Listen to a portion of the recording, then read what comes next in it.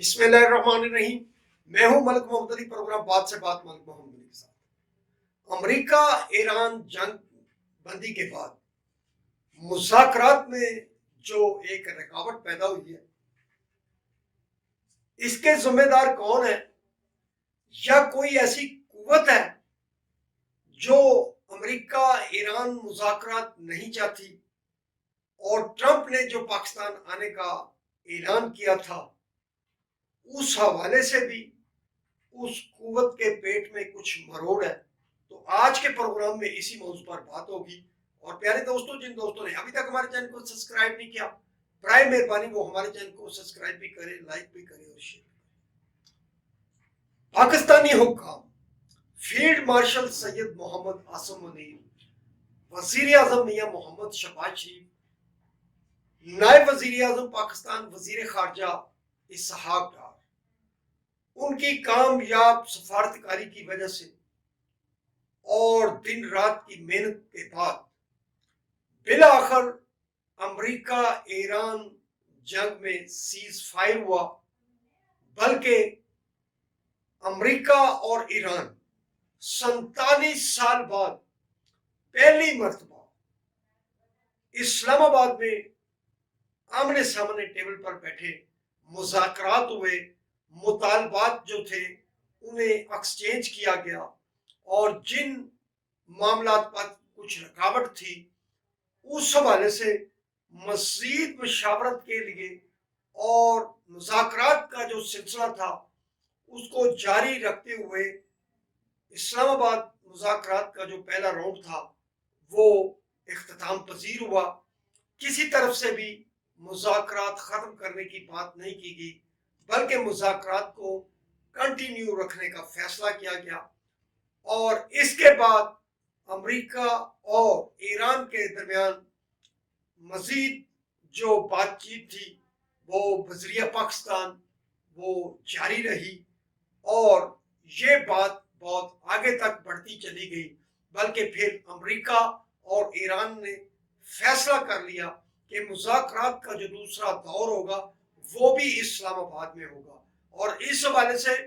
American president Trump نے تو بڑی خوشخبری سنا دی کہ اگر معاہدہ ہوا تو وہ خود چل کر پاکستان آئیں گے۔ ٹرمپ کے اس اعلان کے بعد جو ایسی قوتیں ہیں، جو پاکستان دشمن قوتیں ہیں،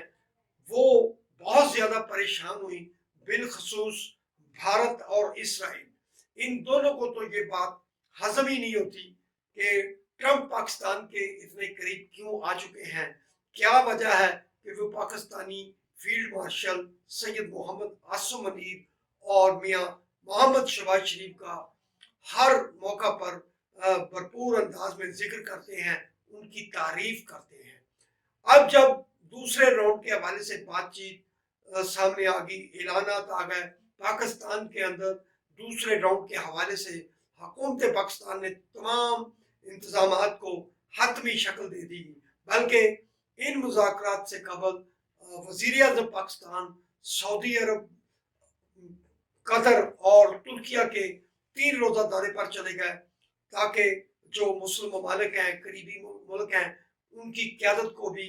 اعتماد میں لیا جا سکے۔ اور اسی تناظر میں پھر فیلڈ مارشل سید محمد عاصم منیر بھی ایران کے دورے پر پہنچے، وہاں ان کا پرتپاک استقبال کیا گیا، اور بڑی ہی اہم معاملات پر فیلڈ مارشل کی گفتگو ہوئی۔ اب یہ تاریخ فائنلی ہو رہی تھی، لیکن اس میں پھر دونوں اطراف سے جو تیز و تند بیانات آئے، جس میں ڈونلڈ ٹرمپ کی طرف سے بھی بیانات کا ایک سلسلہ شروع ہوا، اور ایرانی قیادت کی طرف سے بھی بیانات کا جو سلسلہ تھا جاری ہوا۔ اس موقع پر ایران نے جو رکاوٹیں تھیں اس حوالے سے بات چیت شروع کر دی۔ بہرحال دونوں اطراف سے جو تیز و تند بیانات کا سلسلہ تو جاری ہے، لیکن پاکستان کی قیادت فیلڈ مارشل سید محمد عاصم منیر، میاں شہباز شریف، اسحاق ڈار ابھی تک اپنی سفارتکاری کے ذریعے نہ صرف دونوں ممالک کو مذاکرات کی ٹیبل پر بٹھانے کے لیے کوشش کر رہے ہیں، بلکہ پوری دنیا کے اندر پاکستان کی اس سفارتکاری کے حوالے سے بھی دوسرے ممالک کے سربراہان وزرائے خارجہ پاکستانی حکام کے ساتھ رابطے کر رہے ہیں اور پاکستانی کوششوں میں اس بات کا اعادہ کر رہے ہیں کہ وہ امن مذاکرات کے حوالے سے پاکستان جو کوشش کر رہا ہے اس کے ساتھ ہیں. لیکن اب جو مذاکرات کے راستے میں رکاوٹیں آ رہی ہیں، عین ممکن ہے کہ اس میں جو پاکستان مخالف قوتیں ہیں ان کے پیٹ میں یہ مروڑ ہے کہ پاکستان کے اندر یہ دوسرا راؤنڈ نہ ہو، یا اگر یہ راؤنڈ کامیاب ہو گیا تو پھر ڈونلڈ ٹرمپ کی آمد پاکستان ہو جائے گی، تو پھر پاکستان دنیا کے میں ایک اور منظرنامے کے طور پر سامنے آئے گا کہ اس نے دنیا کی ایک بڑی قوت کو اور ایک جنگ زدہ ایران کو نہ صرف ساتھ بٹھایا بلکہ مسلم دنیا کا نام بھی اونچا کر دیا. سلام پاکستان، سلام اوورسیز، اللہ حافظ.